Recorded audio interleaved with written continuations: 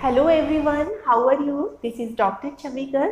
Welcome to my channel Krishna Institute of Law. आज हम discuss करेंगे सीपीसी के टॉपिक इंडिजेंट पर्सन। आज हम बताएंगे कि किसको हम इंडिजेंट पर्सन कहते हैं।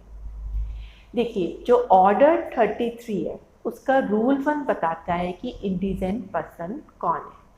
तो रूल 1 जो ऑर्डर 33 का है वो कहता है कि जब भी किसी को केस फाइल करना होता है तो कुछ कोर्ट फीस जो है जमा करनी होती है। लेकिन अगर किसी व्यक्ति के पास इतने पैसे नहीं हैं, इतनी प्रॉपर्टी नहीं है कि वो कोर्ट फी को जमा कर सके, तो मतलब उस पर कोर्ट फी को जमा करने के लिए सफिशिएंट मीन्स नहीं है, या हो सकता है कि किसी केस में कोर्ट फीस कोई प्रिस्क्राइब ही ना हो, तो उसके पास जो है 1000 से ज़्यादा की वैल्यू की प्रॉपर्टी नहीं है।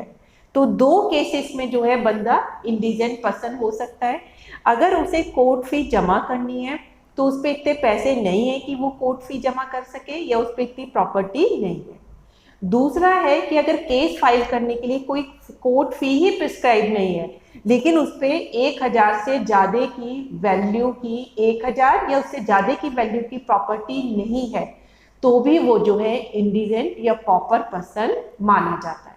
यहाँ पे जब हम उसकी प्रॉपर्टी को काउंट करते हैं तो वो जो सूट फाइल कर रहा है उसके जो सब्जेक्ट मैटर में प्रॉपर्टी आ रही है हम उसको एक्सक्लूड कर देते हैं, और उसके जो पहनने की चीज़ें होती हैं उनको हम एक्सक्लूड कर देते हैं। तो आपको पता चल गया होगा इंडिजेंट पर्सन किसे कहते हैं।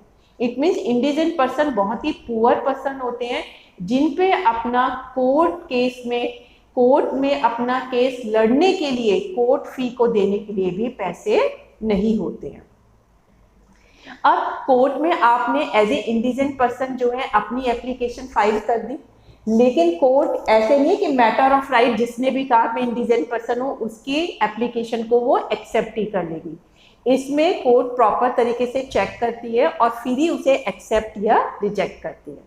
तो कब कब ये एप्लीकेशन जो है रिजेक्ट हो सकती है। देखिए, इंडिजेंट पर्सन ने अगर अपना केस फाइल किया है, लेकिन वो जो केस है वो रूल 2 और 3 के हिसाब से ना तो फ्रेम हुआ है और ना ही प्रेजेंट किया गया है, तो वो उस एप्लीकेशन को रिजेक्ट कर देती है। अगर कोर्ट को लगता है कि इसने झूठा कहा है कि मैं इंडिजेंट पर्सन हूँ, इस पे इतने मीन्स है कि ये कोर्ट फी दे सकता है, और वो असली में इंडिजेंट पर्सन नहीं है, तो भी वो उसकी एप्लीकेशन को रिजेक्ट कर देगी। थर्ड होता है कि अगर केस के प्रेजेंटेशन से पहले के 2 महीनों में उसने अपनी कोई प्रॉपर्टी डिस्पोज ऑफ करी है। किस लिए करी है? ताकि मैं ये दिखा सकूं मैं बहुत पुअर पर्सन हूं और मैं कोर्ट फी नहीं दे सकता। तो यहाँ पे तो उसकी फ्रॉड की इंटेंशन हो गई। तो ऐसी इंटेंशन पे भी जो है कोर्ट उसकी एप्लीकेशन को रिजेक्ट कर सकता है। फिर नेक्स्ट है कि उसने जो एलिगेशन लगाया, उसने जो अपनी प्लेंट फाइल की है, उसमें कोई कॉज ऑफ एक्शन ही नहीं बैठता। तो जब कॉज ऑफ एक्शन ही नहीं बैठता वो तो वेस्टेज ऑफ टाइम है। तो ऐसी चीजें में भी जो है कोर्ट उसकी एप्लीकेशन को रिजेक्ट कर देती है। नेक्स्ट पॉइंट कहता है कि अगर उसने कोई केस को जो है फाइल किया, बाद में जो है किसी और पर्सन का भी उस सब्जेक्ट मैटर में कोई इंटरेस्ट हो जाता है, तो फिर भी वो जो है एप्लीकेशन को रिजेक्ट कर देगी।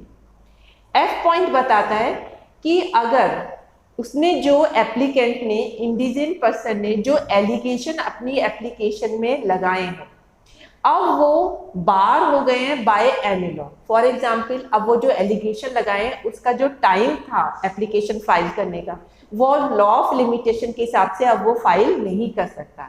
तो ऐसे केसेस में भी कोर्ट जो है एप्लीकेशन को रिजेक्ट कर देता है। या उसने केस को फाइल कर दिया और कोर्ट को पता चलता है कि किसी और पर्सन ने उसे कहा है कि आप ये केस लड़ो और मैं आपको इसके बदले पैसे दूंगा। तो इस तरीके से तो ये क्या हुआ कि लिटिगेशन को और बढ़ावा मिल रहा है कि कोई बंदा उसको उकसा रहा है कि मैं पैसे दूंगा, आप इस पर्सन के अगेंस्ट जो है केस फाइल कर दीजिए।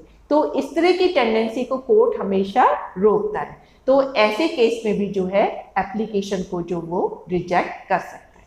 तो अब आपको प्रॉपरली क्लियर हो गए कि इंडिजेंट पर्सन किसे कहते हैं? बहुत ही पुअर पर्सन जो कोर्ट फी नहीं दे सकता। और ऐसा नहीं है कि कोर्ट उसकी एप्लीकेशन को एक्सेप्ट ही कर लेगा, वो उसकी एप्लीकेशन को रिजेक्ट भी कर सकता है। और हमने सारे पॉइंट जो है डिस्कस कर लिए कि कब कब कर सकता है। अब होता है रियलाइजेशन ऑफ कोर्ट फी। तो जो ऑर्डर 33 है उसका रूल में 10, 11, 12 कहता है कि कब कब कोर्ट फी जो है इंडिजेंट पर्सन से भी जो है, या इंडिजेंट पर्सन के केस में किस किस से कोर्ट फी रियलाइज कर सकता है। देखिए इसमें 3 केसेस बैठते हैं। अगर इंडिजेंट पर्सन अपना केस जीत जाता है, विन कर लेता है, तो कोर्ट फी जो है उस पर्सन से वसूलेगा जिसको उसने ऑर्डर दिया है। तो जीतने की कंडीशन में क्या होता है कि कोर्ट ऑर्डर देता है कि भाई ये पार्टी जो है पे करेगी, तो उस पार्टी को इसे पे करना होता है। नेक्स्ट है, अगर इंडिजेंट पर्सन फेल हो गया या उसने उस सूट को ही विड्रॉ कर लिया, अब वो उस सूट को चलाने नहीं चाहता या वो केस हार गया है, तो इस केस में फिर इंडिजेंट पर्सन को ही कोर्ट फी देनी पड़ेगी। नेक्स्ट होता है कि अगर प्लेंटिफ की डेथ हो जाती है, तो उस केस में जो इंडिजेंट पर्सन है उसकी स्टेट से या जो प्लेंटिफ डेथ हो गई है उसकी प्रॉपर्टी से फिर कोर्ट फी जो है वसूली जाएगी। तो ये है कि कोर्ट फी का रियलाइजेशन कैसे होगा, क्योंकि शुरू में तो वो इंडिजेंट पर्सन को ये अधिकार दे देता है कि बिना कोर्ट फी को आप जमा कराए भी केस को लड़ सकते हो, लेकिन अल्टीमेटली कोर्ट जो है कोर्ट फी लेगा ही लेगा।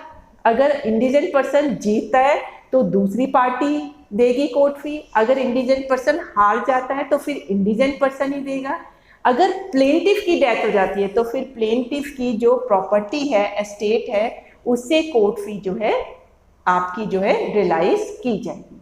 तो ये था आपका इंडिजेंट पर्सन। ये आपका काफ़ी बार क्वेश्चन आ जाता है, लॉन्ग क्वेश्चन में नहीं लेकिन ये शॉर्ट क्वेश्चन में काफ़ी बार पूछ लिया जाता है। तो आई डू होप कि अब आपको जो है ये क्लियर हो गया होगा कि इंडिजेंट पर्सन किसे कहते हैं और कोर्ट फी अल्टीमेटली कोर्ट कैसे रियलाइज करता है और इंडिजेंट पर्सन की एप्लीकेशन को कोर्ट कब कब रिजेक्ट कर सकता है। So that's all for today lecture. Thank you very much.